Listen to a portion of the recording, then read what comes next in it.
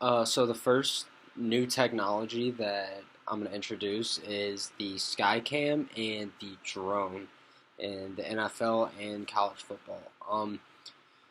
So the Skycam has been introduced for about the past 2 years, and the drone is new as of this year, from what I've read.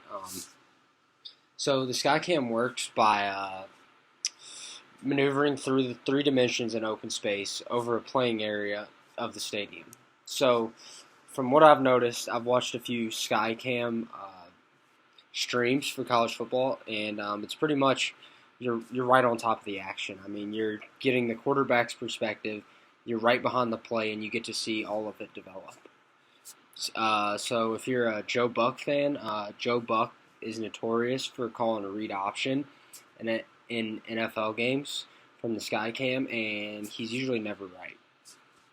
But for sports broadcasting, it opens up a bunch of new discussion and new angles that we previously hadn't had. And for college football, it's a completely different story. I mean, they use it for everything. If you click on a game on ESPN, they have the Skycam stream going. But the one I found interesting was the drone. The drone is kind of cool because it can either hover right above the line of scrimmage or it can go behind the play. So it's almost as if you're playing a video game, but you're not calling the plays. So it gives sports broadcasters a whole new angle and opportunity to discuss what they see from the play because previously they're viewing it from the side, so they're not going to be able to make an accurate decision on what happened. But with the Skycam and the drone, they know exactly what's going on.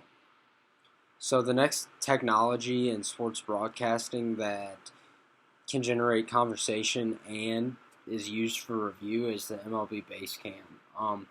The MLB Basecam it's been implemented in the past 2 years, and it's pretty much a camera attached to to each and every one of the bases.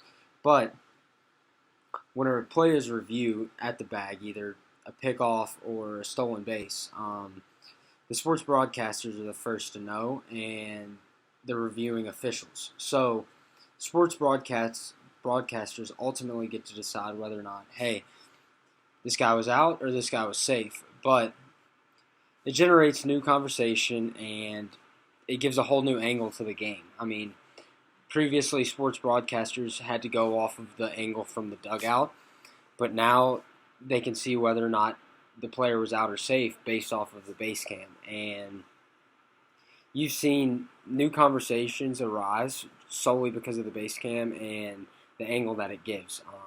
Without the base cam, I don't think that plays in the MLB would get reviewed as fast as they do, and sports broadcasters would have to find something to fill the time with the review. So instead of being able to look at the base cam, they would have to find a color topic to talk about. So previously, they would go to the color commentator where they read off some useless stat and go about their day. But now it's like, okay, we're directed solely towards the game and the base cam and what it offers.